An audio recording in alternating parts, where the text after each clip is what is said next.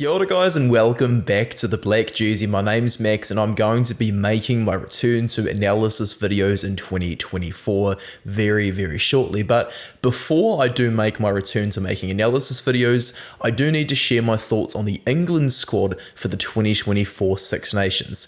A massive thank you as well to my patrons for all the support they give to this channel.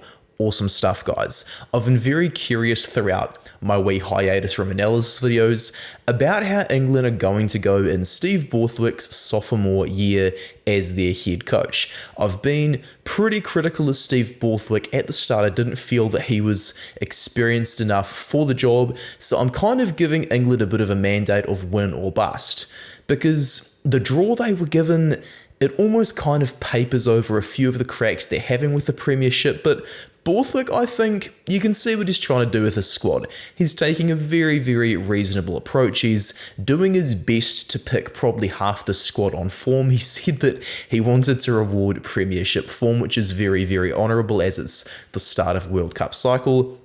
Where the form isn't there, he's just trying to go for experience, and that's really reflected with the hookers that he has selected. Luke Cowan-Dickie, the first choice hooker for the British and Irish Lions in 2021, he's had a few soft tissue injuries and a few off-field issues, so it's really nice to see his switch of clubs to Sale Sharks has assisted him in regaining a bit of form. He's played 44 tests, including the 3 for the Lions, and because Jamie George, the 88 test veteran, is the captain, it's just good to have another experienced player who's 30 years old available to back George up as well.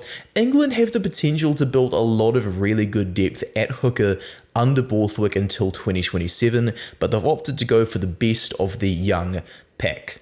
They've got Jamie Blamire, they've got Curtis Langdon amongst the guys who could be in the squad, but Theo Dan, being at Saracens, able to learn off George, who's probably one of England's greatest ever hookers, it's a really good choice. Over at prop, they really disappointed me by not picking Aaron Painter and Josh Josephus-Scott. Dan Cole, the 100 test veteran, he has been picked out of himself and Kyle Sinclair because, well, Joe Hayes, very good. Will Stewart, I'm hoping, is going to start in the number 3 jersey. They wanted either Cole or Sinclair to mentor these two, and it appears that Dan Cole, having played more tests than Kyle Sinclair, is probably a better mentor for them. He also has a good relationship with Borthwick through Leicester. Ellis Genge I thought was going to be the captain, but with 58 tests, I think it'll be nice to see him get back to his best form. Joe Marler is also in the squad, despite a few stories about how he was going to retire from Test rugby again, but Beno Urbano might beat them both because he has been in absolutely phenomenal form after getting a few injuries behind himself. Now at lock though, I'm not exactly sure what's going on over here. George Martin was not available for selection due to injury, and so they've only picked 4 locks, potentially with the intention of adding Martin into the squad later on. Alex Coles though, what are they thinking? Alex Coles in the 3 test caps he's played so far hasn't been very good, so hopefully he's going to take this second chance with a real iron fist trying to get that number 5 jersey.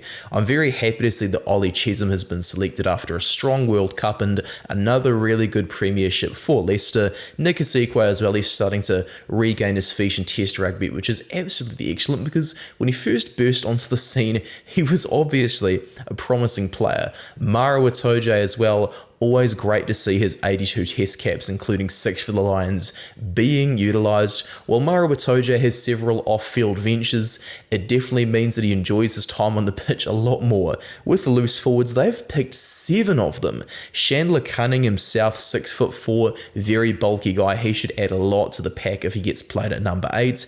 Ben Curry has also been recalled after injury ruled him out of the 2023 Rugby World Cup, which is very good for him. Alex Dombrand has also been recalled after getting dropped from the team, so hopefully he's going to do the same thing as Asikwe and take his second chance. Well, Ben Earl though is probably going to remain as the number 8 after having some pretty good games in the World Cup. His temper seems to be calming down a little bit. He seems to have a bit more of a cool head on his shoulders, and it's allowing him to play really well, so that's also very good. Tom Pearson made his test debut against Wales last year, so good to see he's remaining one of their project's players at 24 years old. Ethan Roots, very good to see him in there as well. When he first got dropped from the Crusaders for 2021 and then went over to Wales, I thought that he was probably a bit of a loss for NZ Rugby. He looks like a very raw but a very powerful prospect, and so it's glad that he's eligible for England through a bit of his ancestry. He should probably add a fair bit of power off the bench and essentially be an out-and-out replacement for Lewis Ludlam, who is France-bound. Now for Sam Underhill, he has to be the first choice at open side flanker. He's missed a lot of games in the last few years due to injury, but he was a veteran of the 2019 World Cup and player of the match in the bronze final. Sam Underhill is going to be the guy they're going to have to build this back through around. The thing is though, what's going to happen with the line out? None of these guys could out and out cover lock. Maybe they're just trying to have a traditional back row in terms of height and stuff. Over to scrum halves, Jack van Poortvliet still hasn't made his way back from injury. Danny Kerr, who was 37, is on 96 test caps. If he makes it to the 2027 World Cup, he will be 40 years old. Now, I'm not Danny Kerr's biggest fan, but I would like to personally encourage him, please do your best to make it to the 2027 Rugby World Cup, because it would be really inspiring to see a man that is 40 years old still playing at the highest level. I think that would be a really wholesome story for a lot of the kids watching, that if you look after your body, you can have a really long career. So even though Danny Kerr may not be the player he once was, I still want to encourage him to do that.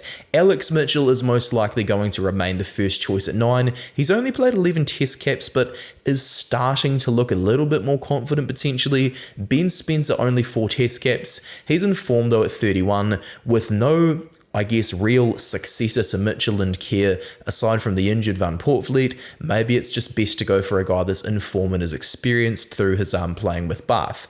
George Ford's another veteran with 91 test caps, and Finn Smith, sorry to Murray of Blissful Rugby over on TikTok, but Finn Smith has made the England squad. He was telling me he's going to make Scotland. I think he might have to put something on his TikTok to have a bit of a sad sack about that, but honestly, he'll be very happy to see Marcus Smith in the squad as well. I'm also very happy to see Marcus Smith in the squad.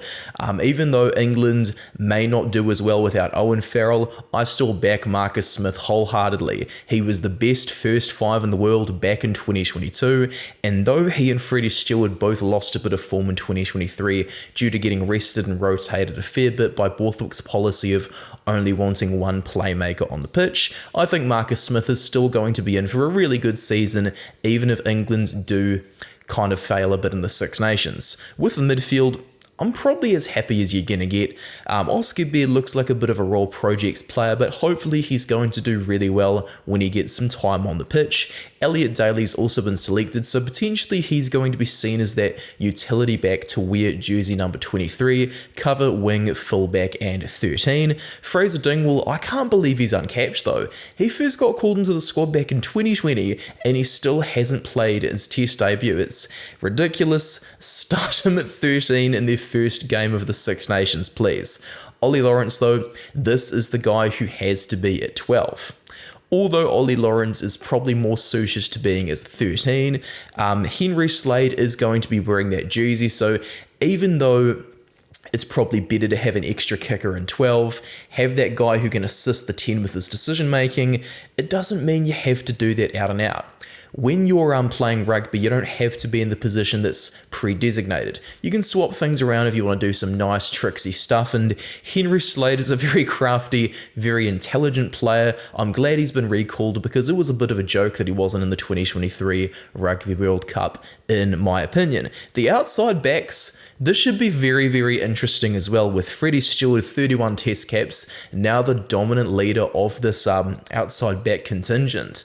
Emmanuel Faye-Waboso, that's the guy who's going to be getting the headlines though. Born in Cardiff, he has opted to play for England, having been eligible for both the Welsh and the English. He is very, very, very fast. I'm hoping that he gets a lot of game time in the number 11 jersey.